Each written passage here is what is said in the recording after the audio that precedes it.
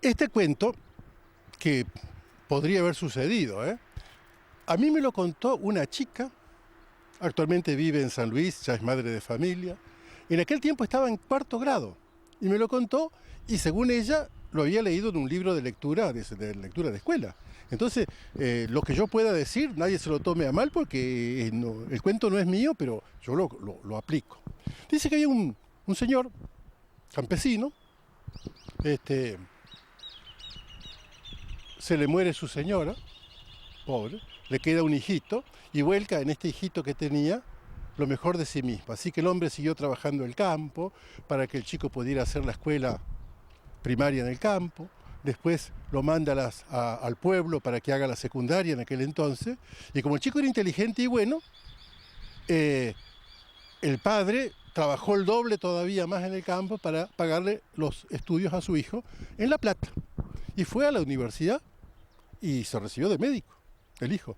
Y como era capaz el muchachito, era un médico, digamos, no solo buena persona él, sino además valioso como profesional. Bueno, como sucede en esos casos, se puso de novio cuando estaba estudiando y para cuando se recibió, terminó la residencia, una cosa así, se casó. Y se casó con una chica que evidentemente venía de una experiencia muy diferente.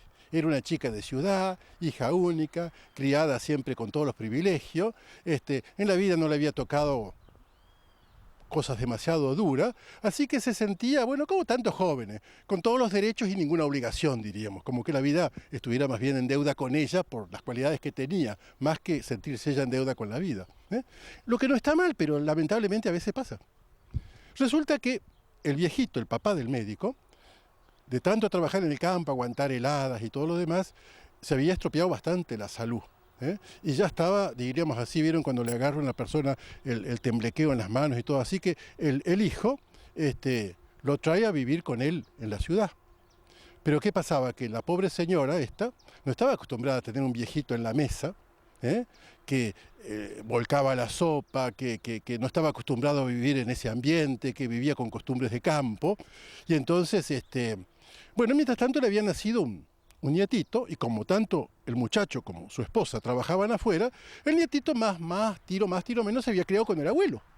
Y tenía un especial cariño por el abuelo porque se habían como criado juntos y había una corriente de ternura que saltando sobre los padres que estaban casi siempre ausentes o ocupados, se había dado esta cosa con los abuelos, con el abuelo. Pero resulta que un día el pobre abuelo, en una de esas fiestas familiares, agarra mal el plato de sopa y ¡pum! Se le cae y se le rompe. Y era un plato de porcelana, pero de porcelana de la docena de platos que la chica tenía como herencia de sus abuelos, que lo habían traído de Polonia cuando habían venido.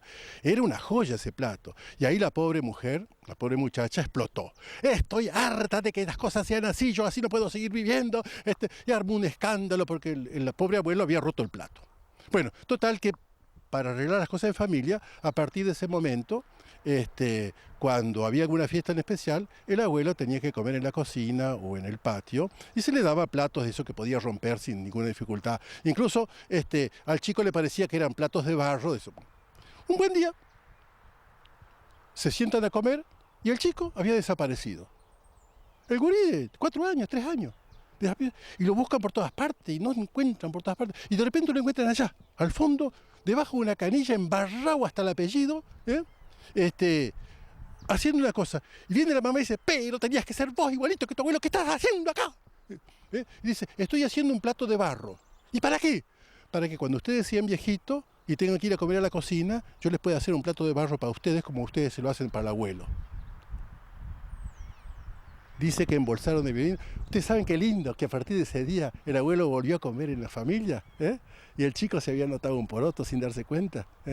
Creo que los que salieron ganando fueron los padres. Digo, en el nombre del Padre, del Hijo y del Espíritu Santo.